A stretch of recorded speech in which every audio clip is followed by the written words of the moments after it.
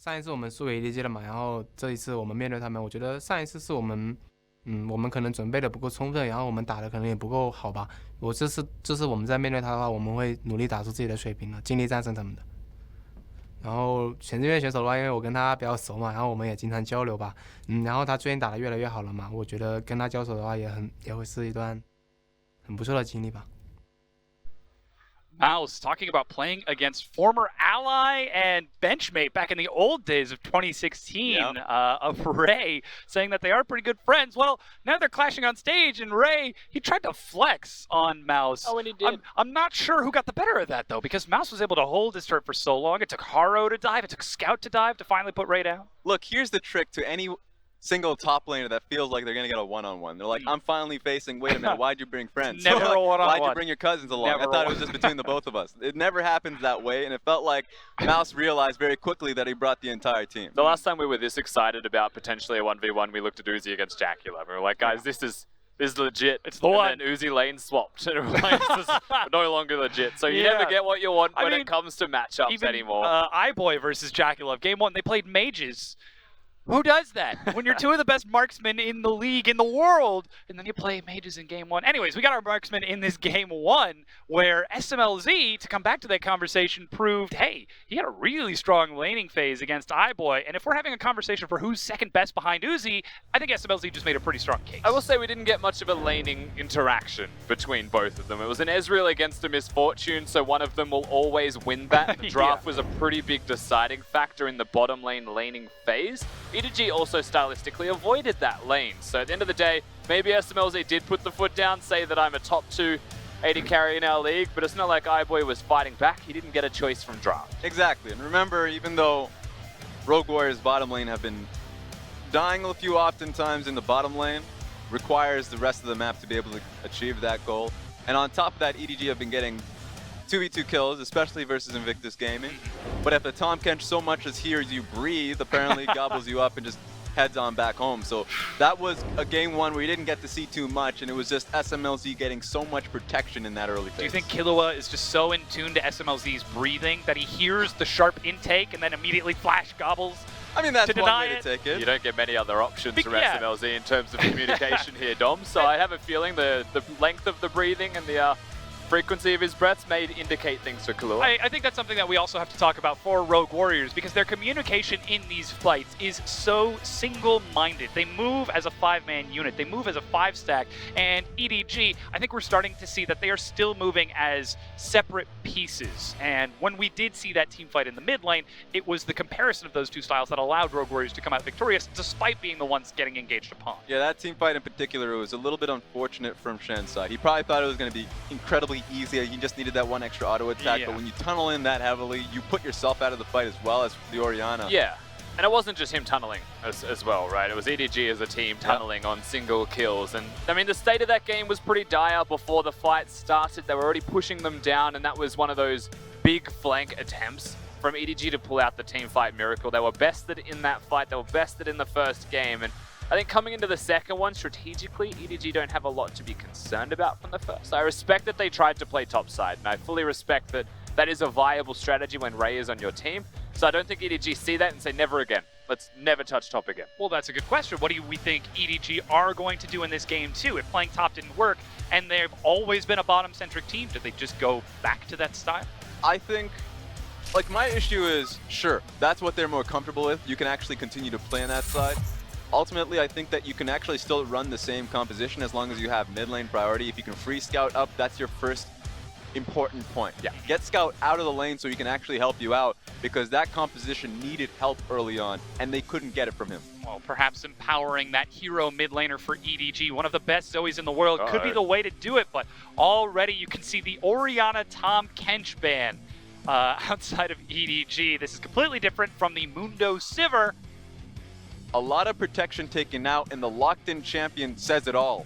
Orianna locked Ryze down in lane, so taking out the Orianna was more so early game, get me a better lane matchup. Ryze is going to be a lot better off here. So here's the thing, right? Ryze is still going to be fine, but there are many shielding mages in the middle lane that might be able to defuse a Ryze, and what you've foregone by banning Orianna is the big dock in the top lane.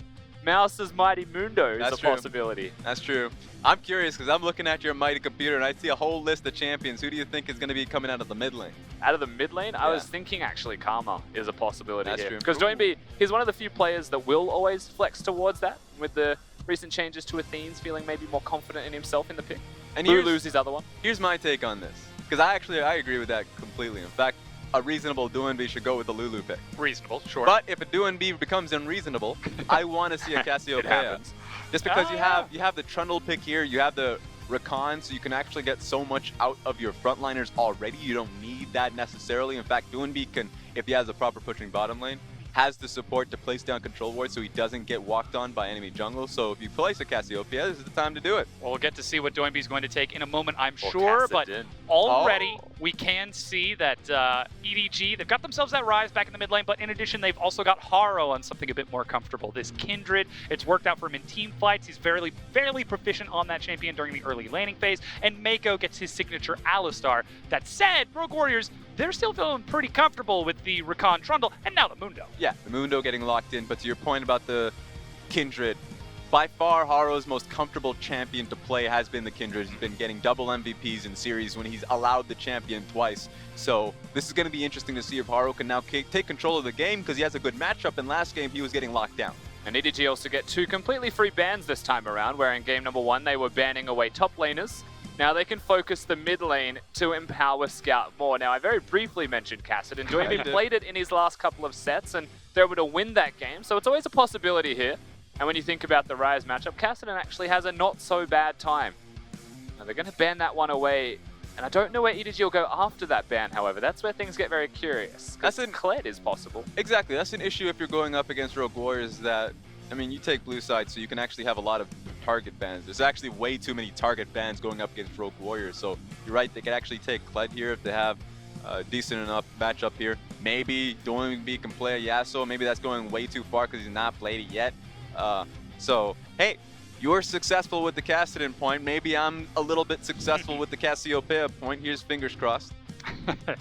It's Malzahar. Malzahar instead. Still another void-based champion ban out of EDG. It has damage over time. But now It we're does. looking to see what the next picks are going to be for Rogue Warriors. They like to save that counter pick for Doinby often, but they already know that Rise probably going to the mid lane for Scout, which means that SMLZ could So- try to take a champ here. Yeah, like Zaya. The first big thing that you could take away from this Rogue Warriors is that EDG chose to ban mid, not AD carry. Now, Yes. Ashe should be for the composition, but you've always got the Zaya Rakan as a potential duo.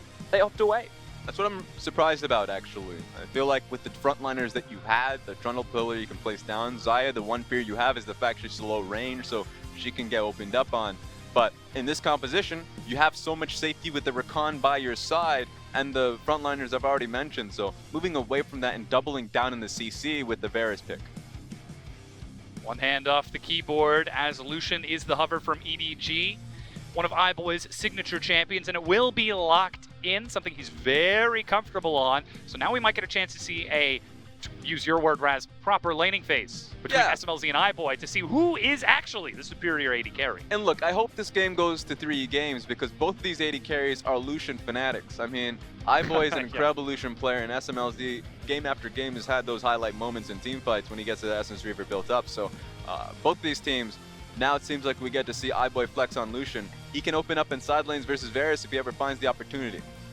They may be on the money with something like Cassiopeia when you look at Rogue Warriors composition. I think something that has damage would be very good here. Please! And something that protects the Varus would be equally Yes! as strong. When Varus runs lethality builds at the moment. So I actually do think that that was the point where you could consider the cast, and it was of course locked in. Raz is actually getting his cords tangled and is about to Yeah. fall over. That's how excited he is. It's okay, I'm feeling myself a little bit too much. Just happy to see Doinby on that carry champion again. But again, this is Doinby, one of the most flexible mid laners in the league. He's got a massive champion pool. He's known as the support mid laner, but he's also got that super carry flair. Now he gets that counter pick against Rise, and we get to see a full 5-stack from both sides. Yeah, and here's the thing. The Cassiopeia only gets unlocked by the fact that Rogue Warriors now have a proper pushing bottom lane. The Varus and Rakan allows them to open up for a fight whenever possible, but also has the range advantage so they can push up. I wonder what kind of Varus it's going to be, if it's going to be the lethal tempo Varus, or if it's going to be Comet lethality coming out of him. Ultimately, if you have the Trundle and the miasma being placed down, I would favor the poking of Varus. Yeah, 100%. And even just front to back, Rogue Warriors as a composition. And then you look at who they're against. So firstly, they're against a Kindred. The best way to beat Kindred is to poke her down, not all in on her, because she has got the ultimate. So when you think about that conceptually, Varus, perfect to build lethality. And then if EDG try and engage on you with the Alistar, Miasma to protect, Cassiopeia ultimate to protect, and the cleanse to ensure Doinby stays happy and healthy. They have such a good front-to-back composition here, Rogue Warriors, against their opponents. So then we've got to get to the important question we asked before. With the early Rise pickup for Scout and now the Kindred from Haro, have EDG set themselves up in such a way that they can unlock their hero mid laner, even if it is to focus bottom? Once again, it's all on Haro. Okay. Haro with the Kindred pick has a good matchup into the Trundle, but the issue here is that the reason why I was talking up so heavily the Cassiopeia pick is because it felt so confident EDG's side that, you know, we've eliminated the Orianna. There's no such thing as a mid laner that can actually push in the Rise anymore. That doesn't exist. Level 2, how's a kill sound? Exactly. So that's where the worry comes in. I favor Rogue Warriors here. Doesn't matter about the jungle pickup. Cassiopeia is too hard to control in that case. But if Haro can have a pop-off moment in the jungle matchup, can find an opening mid lane when Trundle is not there, then you have your answer. And he has had those before, specifically as the Kindred, able to have some big highlight plays, Haro, for EDG. And a big part of their success does tend to hinge on their junglers' early game performances. And so when he does well, EDG seem to do well. And you may even be looking past that point. If they get through a good laning phase, I think flanks is a big thing here from them. A smarter rotations, using the Rise ultimate, making plays with Mako, even like a dropship Alistar like we've seen from RNG before. That said, we've now prepared to load onto the Rift. You just saw the two team flags, EDG and Rogue Warriors side by side. They're side by side in the standings. Now they're side by side on stage. It's time to hear from the crowd who's going to win this matchup.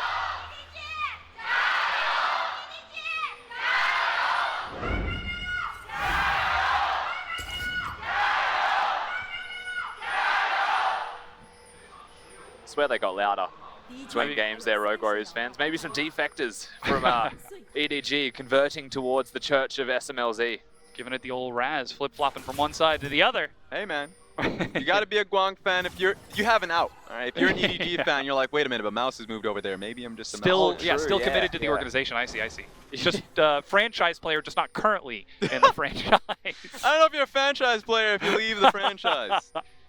LeBron James. Oh, that's true. Looks like we do see that lethal tempo on SMLZ. And standard phase rush out of both of those mid laners.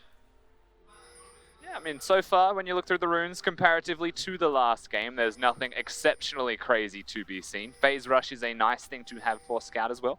He's able to combo mage and get his way around the Rift. Exactly, and to make a point of the Cassiopeia, we haven't seen her quite some time in the meta. Of course, Phase Rush makes a lot of sense just because the extra movement speed you have in kiting yourself back, throwing down Miasma, so whoever's trying to chase you just can't.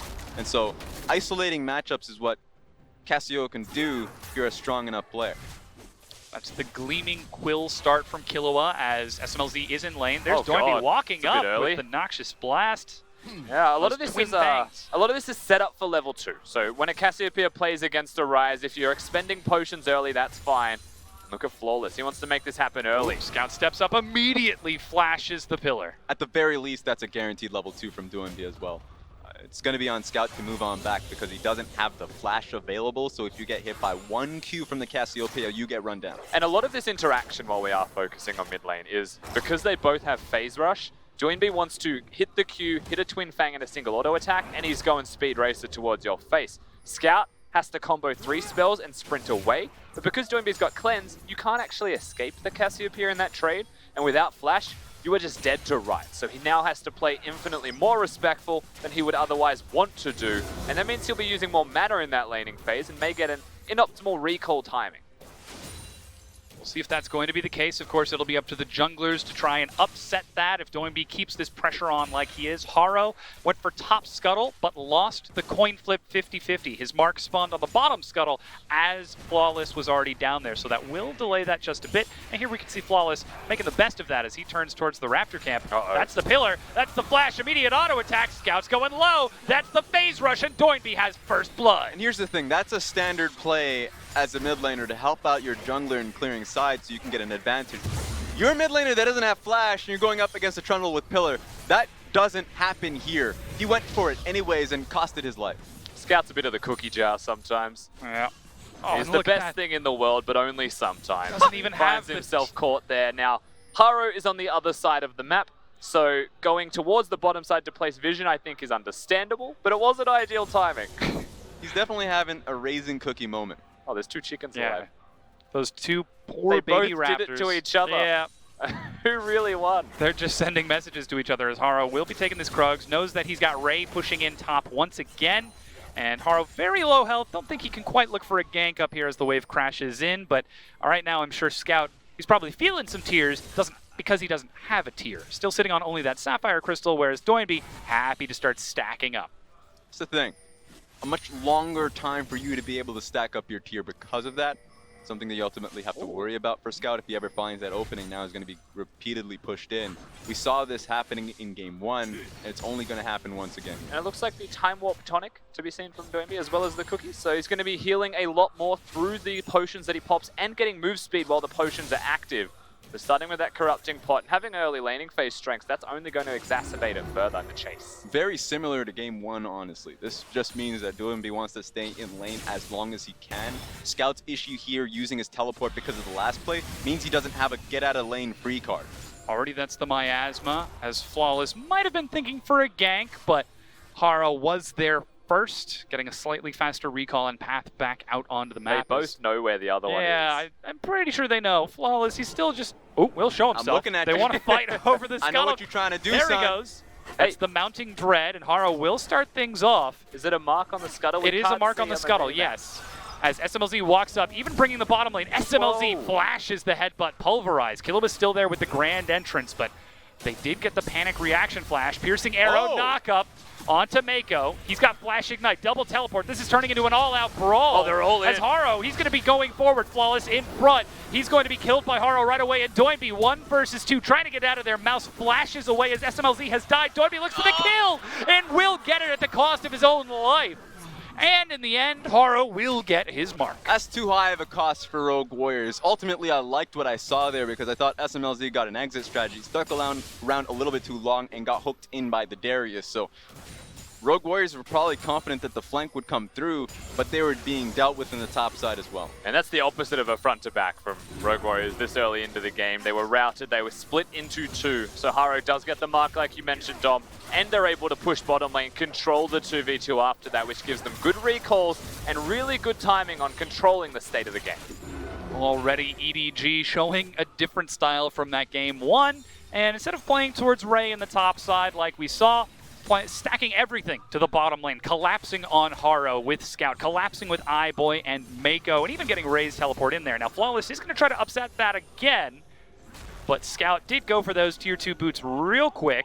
Yes, he did. And can absolutely book it away from that Trundle. That was needed. One thing to make a point of is that they had a proper time on his flash as well, so it was just coming up, but knew that it wasn't there. So that would have been a great opening to be able to go for it. Now they have to commit to get his flash off before getting his life. And you mentioned the boots. He's consciously gone towards that before even finishing his tier of the goddess. Yeah. So during all of this time, Doinby, he's actually 2-1 on the Cats. He was able to outplay in that last little skirmish, and he's had his tier stacking from very early on into the piece here in this game.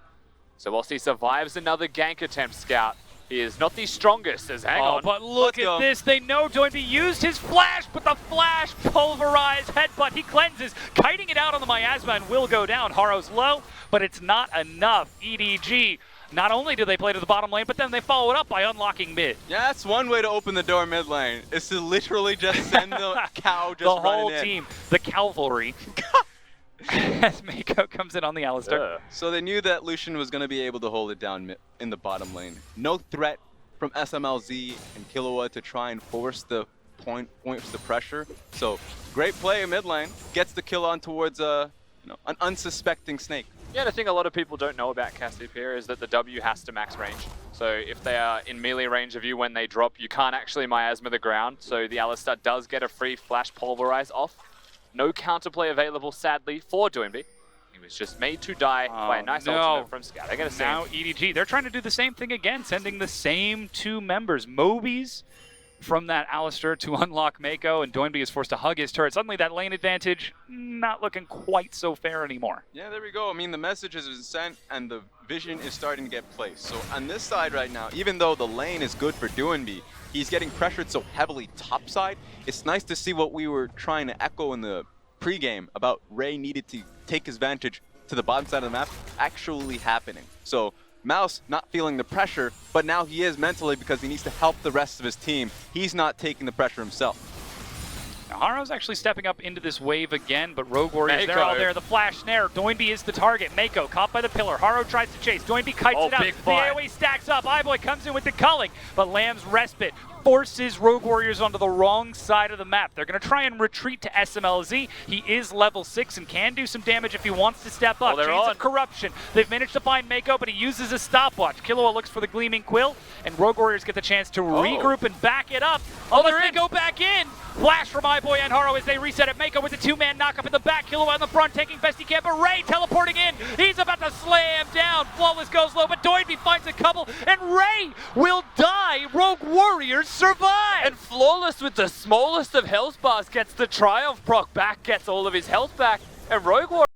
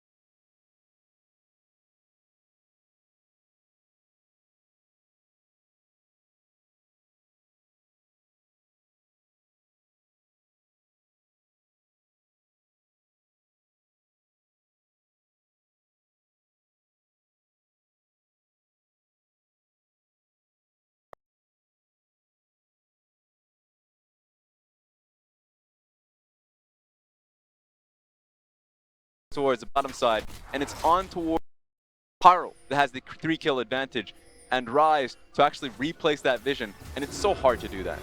Killua is just fighting over every single ward. They can even see Haro over the wall. I think That's they're why afraid. Flawless steps up.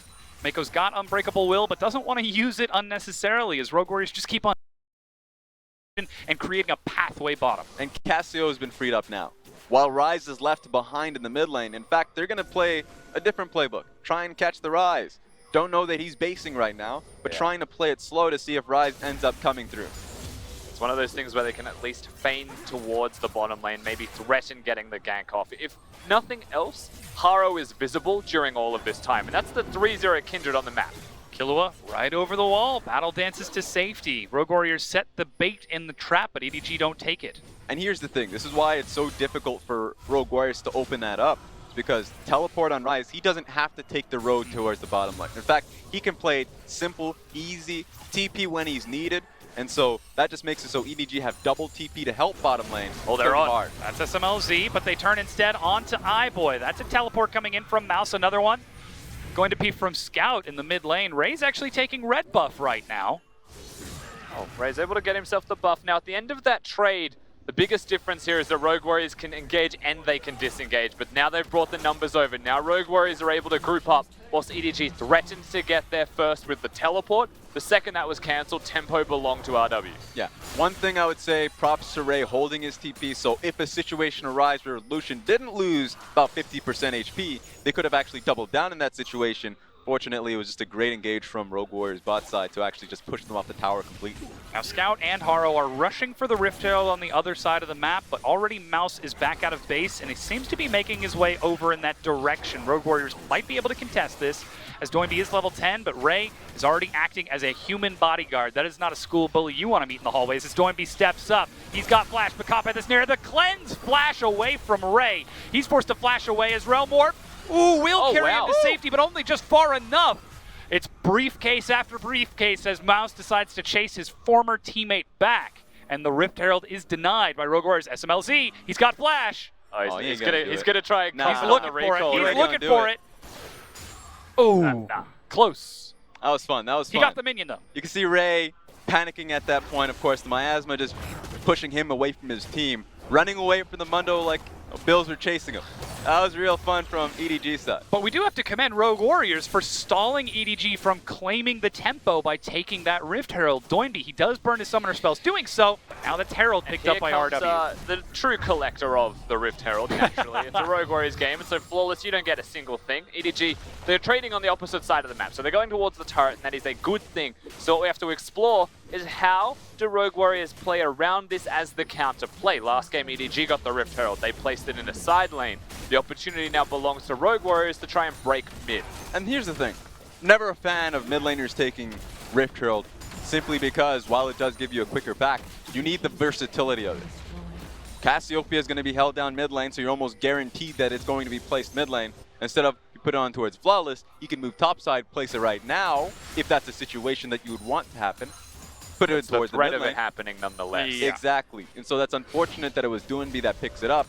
Makes it harder for Rogue Warriors to play a little bit more elusively with it. Usually, you know, my speculation with this is that Rogue Warriors, because they've done this since the first day we saw them play as a team. Yes, they have. My speculation with this is that when you're playing the jungler, often, oh god. Oh, you know what, we'll let this happen keep for going. a second. No, keep going. When you're playing the jungler, you usually use your vision and your sweeper to clear the Herald pit, so then you take the Herald and you're not worried about losing that slot. My theory here is that Doinby doesn't place wards. Or sweep wards. It's that his team does it around him. So he can take the Herald and Flawless can keep the sweeper. Mako forced a flash away, holds on to the Unbreakable, but that's a large engage now utilized, and immediately that's the Rift Herald used mid. Not much of a wave here, so easily cleared out by Lucian, and now all eyes on towards Rift Herald, because Rogue Warriors, if they want to back it up, they need to use their bodies. And that's what they're doing. Following in behind Shelly, they surf that Herald down the mid lane. It crests over the tier 1. And now EDG are trying to back away. The Pillar forces iBoy to dash backwards, and that second charge takes half health. Now Scout's on the side. He's caught Flawless. Subjugate. They turn on to Mako, and they make him pay. Killua caught by the quickness, caught by the grand entrance. He's dead. Ray's flanking from behind. Meanwhile, they did trade by killing Killua. They're going to be able to disengage here, Rogue Warriors, pretty successfully, actually. Killua going down, still in a 1-for-2 trade. You take those if you're Rogue Warriors. You got the charge off now. Ray, no teleport. He's about to be spotted going bottom. The opportunity's still there. Flawless giving the old thumbs up along with SMLZ as they look for this tier 2 turret. iBoy with no culling is forced to sit back and watch it fall as Haro takes blue buff. Rogue Warriors again just group up and force EDG's hand. And that's just the situation you're in if you're EDG, because at this point in the game, you can really open it up with just flanks, but who's going to be flanking here? The Alistar perhaps, but then you'd have to almost commit the ultimate from Rise to get the Alistar in the back. We saw that last time. Or is it a 0-4 Rise? That too. Because that sounds pretty bad as well. He has one purpose in life, and that's to get the W across. So the reason why it's so difficult now, you can see how hard it is for Mako to walk in, Miasma. And earlier before that, the Trundle Pillar. And if you really commit, then you get the engage from Killua's Rakan. So when they have a lead, how do they even get in? I mean, you just saw the attempted teleport flank from Ray on the minimap. It was immediately spotted by Rogue Warriors and pinged away. They pulled in, picked up the kill onto Scout, and just walked back into the mid lane away from it. So that flank attempt didn't quite succeed, but like you guys said, he's got the Rise. There's possibility for it later, but that Cassiopeia is getting bigger. The possibility is that Ryze uses his ultimate to put an Alistar into their faces or into the flanks more than the Ryze himself, which does mean they need to be standing next to each other, which is usually in a very defensive position behind a structure. You don't want to send that Ryze into the back line. You don't want to send him anywhere. Currently, he's just been sent to the grey screen repeatedly since the start of this game. Rogue Warriors, they've mapped him out very well as well. This is not just EDG playing poorly or anything in this game. This is Rogue Warriors team fighting and making very smart decisions. The setup has gotten much better from Rogue Warriors, that is, because one of the primary weaknesses of the team is the control wards not being placed down. Not an issue in this game. Mako still has no flash, forced to use the Unbreakable Will as Miasma Pillar pins him into the corner. With that gone, even with only 3 minions, they push the tier 2 and break it down. And it's so easy for them to do this, not based off their composition alone, but how many control wards they have in the red side jungle. So they can easily back up from that turret if they wanted to, move towards the mid lane wave, so it's EDG having to commit to the bottom lane. And even then, Cassio was in a flanking position, so what do you even do if you're EDG? It's completely been locked down by Rogue Warriors vision control. Oh, g'day. Mouse will deny Scout this red buff. Haro is trying to take that marked camp just below. Taking a look right there, he has now reached 4 marks. Yep. So gets that increased 75 range, which should help him in these team fights, but still, it's quite dicey when you consider the front-to-back threat that Rogue Warriors are presenting. I mean, 575 range increase is massive for him when you're against a Rakan. It's going to be engaging all the time. And being the Kindred in EDG's team composition, it's so crucial that you stay alive, firstly because you're fed, and secondly because you need to hit the ultimate when the rest of your team gets caught out of position. And for the comp of EDG, usually the Alistar will go in, the Darius will go in, and you need to get the stacks up to get the resets. And so Kindred's role here is actually super delicate, but very crucial. I love how you slid that in there as if it's an eventuality that EDG will at some point have a carry get caught out of position.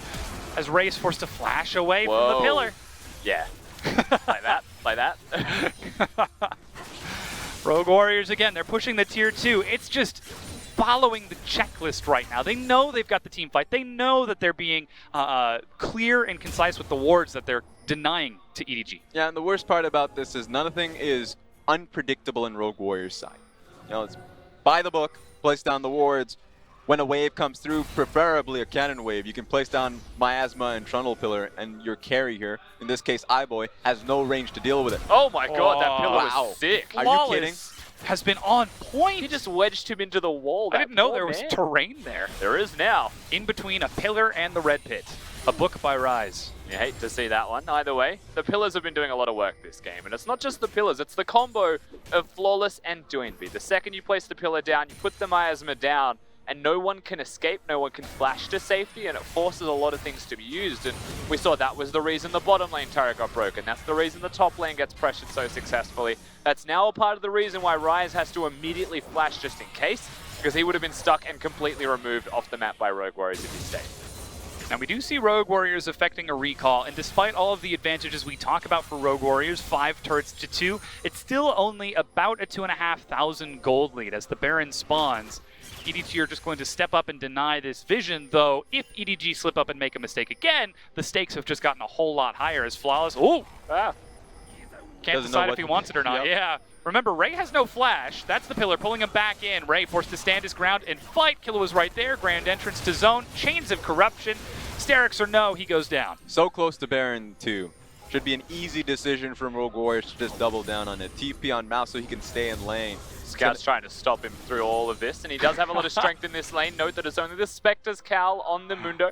And now with no ultimate, Scout can keep him busy. Ryze is the There's running only so mage. far you can run. There's a turret now. What are you going to do? Step up.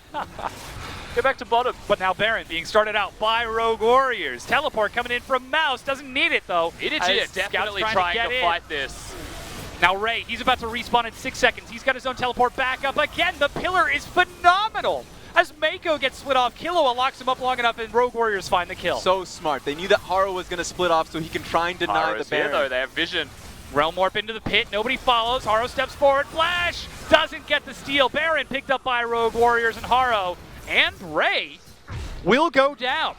The hope when Alistar was alive is simply either the steal or Kindred could find his way into the pit and deny Baron from ulting. Just keep it up for as long as possible so it's an easier 50-50.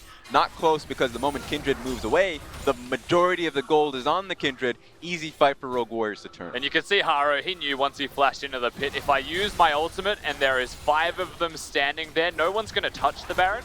They're just going to kill me immediately. So they choose to back away the rest of EDG as best they can. Ray tragically goes down with the ship, puts his hands up and surrenders. I had to. And Rogue Warriors, they secure themselves the Baron buff pretty freely, honestly, in the end. And that just comes down to the combo that has been tried and true, tested from them, and is now Rogue Warriors approved. Tested and Rogue Warriors approved. We have to see if we can get some more team stamps of approval onto this, as now the map is truly in Rogue Warriors' favor. 7,000 gold, where just a few moments ago it was 2.5 differing between these teams. Yeah, absurd to even hear those words, let's say a few weeks back when it was Rogue Warriors that were touted as one of the worst teams of the top 4. The top 4 teams in the league, Rogue Warriors, not even spoken about. Since then, taking down RNG, and right now, about the 2-0 EDG, Rogue Warriors have gotten so much better since Rift Rivals. It absolutely shows how hard this team wants victory, how hard this team wants playoffs. Doinby, in his first split in the LPL, took 2nd place in 2015 summer and only just missed Worlds. Now, with his new team of Rogue Warriors, his new super team, he's trying to reclaim that title. And it just shows how smart they have gotten since that tournament above all else. They're now threatening with the Baron buff, the 2nd inhibitor of the game, most likely going to be secured by them. EDG have got all 5 members Scouts alive. in the front, that's the Chains of Corruption. He goes down, 4-man knockup, but it's not enough. They're trying to stack the AoE. Ray goes deep along with Mako, but Doinby and SMLZ kite it out. They kill the damage threat, and plus the Lamb's Respite. Mouse bops a headbutt for the final kill. Rogue Warriors team fight it to victory. Thumbs up from the members of Rogue Warriors as they turn to the Nexus. And as you said, Raz, they're going to take the 2-0 over Edward Gaming in under 50 minutes of total gameplay. And now they know, they just got a lesson as to why the Mundo is completely denied from Mouse, because when they have a lead, what stops that madman? Absolutely nothing. Got a revenge against his former team. Rogue Warriors' outstanding performance. You can't have Fundo when Mouse has Mundo. So I'm How shipping long that. you been working on that Absolutely about 5 seconds total. Oh, These boy. things come to me and I hate myself for it. But I don't hate Rogue Warriors for that performance because they looked outstanding with a clean 2-0. And there was only moments, really, when you look at this set, there was only moments where EDG kept up with them. Because most of the map, most of the game, it was just owned by the Rogue Warriors. And what a world we live in, where we can say that a team in its first year is so aggressively contesting the winningest team in LPL history. And the fact that you listen to Mouse coming into Game 2, the interviews talking about last time the preparation wasn't there. Felt like they did their homework this time around. Oh yeah. We didn't even get to see iBoy at all in this game. No, we didn't even really see SMLZ all that much. He wasn't a redeeming feature of the team here for the Rogue Warriors either. It wasn't necessary.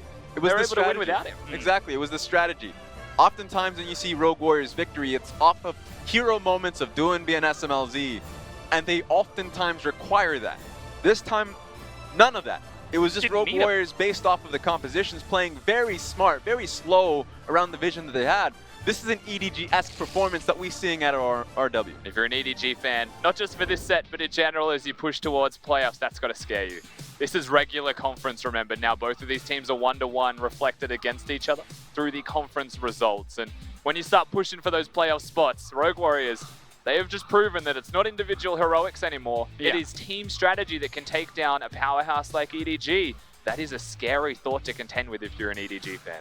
And to follow up on that, my quick maths was off, though it is now 1-1 in the head-to-head between these two teams. The way you break that tie, if it ever does come to a tie, is game time. It was 56 minutes, 57 total for Rogue Warriors to 2-0 Edward Gaming. So if it does come down to that, Rogue Warriors have just proven that they are absolutely a threat to EDG at the top of the West Conference. Yeah, and one thing to notice right now, once we go back into inter-conference play, right now we're still in cross-conference, but Rogue Warriors taking the victory here, doing so well in the regular season, feels like unless if there's an absolute strong performance from EDG from here on out or Rogue Warriors falling short, they're almost guaranteed a top spot in the Western Conference. And that's Certainly. really scary to see from Rogue Warriors to almost, I would say, secure their spot in semifinals. It's getting to that point. getting closer and closer to the road to playoffs, and it feels like Rogue Warriors are having a fantastic day. Yeah, and I believe that with that victory, Rogue Warriors have just eliminated the possibility for WE to catch up to them. So the first team has now been eliminated from first place. Look, there's always a chance. The fact that I'm trying to celebrate is that we're getting down to the playoff weeks, and we've just now seen our first team get separated from the top of the pack. It's always fun to get the numbers down like that. When you're going to the spring split, no, legitimately, you can see team after team get eliminated in terms of, you know, now we've Can we get first? Can we get second? Can we still compete? It's never happening. You see the video pieces of like the team saying, you know what, there's still hope. It's like, Can we make the run? Yeah, I apologize. The second team, my producer just told me that Vici out of the East Conference has also just been eliminated a few of their sets ago. But still, we do have to talk about Rogue Warriors because right now, this is not the team that we sent to Rift Rivals that made a hero upset against all odds, though that upset might have inspired them. As we've said, this is a team that has continued to learn and grow. And if they are already one of the top 4 teams and they're still learning and growing, where's the ceiling? That's the thing, because they have strong players. The fact that they got to that point is because of those players and the team fighting themselves. The always issue has been, you know, haven't been able to set themselves up to get to that point. They learned a hard lesson going into Rift Rivals because EDG taught them that with their first set going in. And then they learned a second lesson when they went up against KT, honestly, in Rift Rivals, and they got completely blasted, not through team fights, but just based off of map control. So it was hard lessons that they had to learn. It's nice that we get to see the international competitions come through to really teach you that. And I think that Rogue Warriors getting to this point really brings up the competition because it feels like now EDG have to get a little bit better if they have hope. That's the thing, right? Like, I am all for celebrating Rogue Warriors after a 2-0 victory here today because they did look outstanding, but I do have to look at the other side of EDG because there were moments that are individual moments that shouldn't exist, that should just not happen, and they were what were ultimately giving advantages to Rogue Warriors. When Haro is on the top side jungle clearing Raptors and Scout decides, I will go and protect yours, 1v2 and dies without flash up, that's a mistake. That's something that shouldn't happen, and that is something that gives too much control to Rogue Warriors, and these things cascade. If you're against a good team and you make small things like that as mistakes, they don't just capitalize on it. That 300 gold becomes 1,000, becomes pressure on a turret, ultimately becomes the game, and those are inexcusable things that EDG continue to do. I think the catalyzing moment for that was the fight in the jungle of EDG, where we saw them attempt to find a pick onto Doinby, but it was Rogue Warriors' immaculate team fighting that denied it. Yep, just remember, one thing that Rogue Warriors have done excellently this series is just being able to get the timers down and understanding which team member is eliminated. Haro eliminated from this fight, so even though EDG seemed comfortable enough, Haro's like, I don't know, you guys better do a good enough job in this before I even join here. So you can see Rogue Warriors recognizing that weakness, going all in, and you can see that it paid dividends. Yeah, and if Haro's eliminated from a fight, he was the member of the team with kills. So they were relying on Ray perhaps getting some resets on the backside, but even then, that was picking up the slack to maybe get the scraps on the backside of a lost fight. And that was a re-engage from EDG trying to rout their opponents, who they definitely overreached for, but I can understand that instance from EDG. There was 2 people completely split from their team in their own jungle. I think EDG made the correct call. They just definitely messed up the execution due to another amazing pillar. Yeah, I mean, those pillars from Flawless were on point, finding people pinned against the wall time and again. I think he was able to find terrain when terrain didn't actually exist a couple of times. Yep. He actually takes our MVP at 2, 1, and 12. Look at the damage percentage. Well, who needs a damage percentage when you got a smile like that and the pillars to back it up? I mean, there's no pillar percentage in there, so tragically for him, the stats don't fully reflect the amount of work that he did. And that's the thing. They drafted a Cassiopeia Trundle. They had a sick composition for picking people off.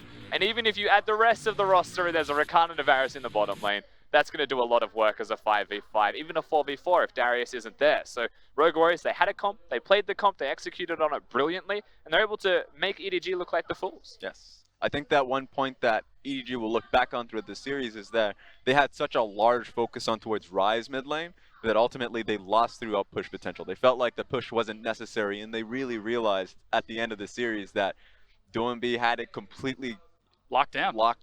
And so that's a worry here if you're EDG. A lesson you'll learn is that you have to look at the draft a little bit closely. Yeah, and hopefully that's something that they can take going forward. Again, we talk about Scout being a bit of a double-edged blade for the team. Sometimes he pops off and has those crazy hero moments. Sometimes they get denied. We hyped his Zoe play, but we saw Yagao actually get to take a Yasuo counter into that. So could this be the beginning of a new era for EDG, one in which Mako is the veteran and captain, but also perhaps a slightly weaker EDG? Because again, they were 0-3 going into this. That's the first time that's ever happened for this org. Now they're 0-4. Look, I think they recognize that this is the weakest we've seen from EDG historically, because they are bringing in new blood. Haru, most certainly, even though this is a much more competent split from him, his spring split was just poor. And so they need to be able to bring up their new jungler. They need to be able to bring up iBoy a little bit more comfortably in a new environment, and of course make Ray feel comfortable because he's a carry player that's once again now put in a situation where he can only play tanks. So right now EDG are in a rebuilding period, and a non-rebuilding split. You have to take this team to Worlds potentially, and it feels real rough for EDG. I definitely interpret this set as EDG have acknowledged that something is going wrong for them. This isn't just a fourth loss in a row from the exact same problems that they've had throughout this split, right? This was definitely a different style or attempt of a different style from EDG, and that's either that this has been working in scrims, or that they knew that the current strategy wasn't working, so they did something different that could potentially work and didn't. So I do think that EDG are fully aware. I just don't know how quickly they'll get back up to their 100% again. Well, they've only got a few weeks left to try and lock that down. Let's take a look at the standings, because as playoffs inch ever closer, these points are worth more and more. Rogue Warriors now eliminate WE from that first place contention entirely and are very close to doing the same to OMG and FPX. And more importantly, 4 series behind from first place EDG. So it's Rogue Warriors that have really take that large step forward with this series win.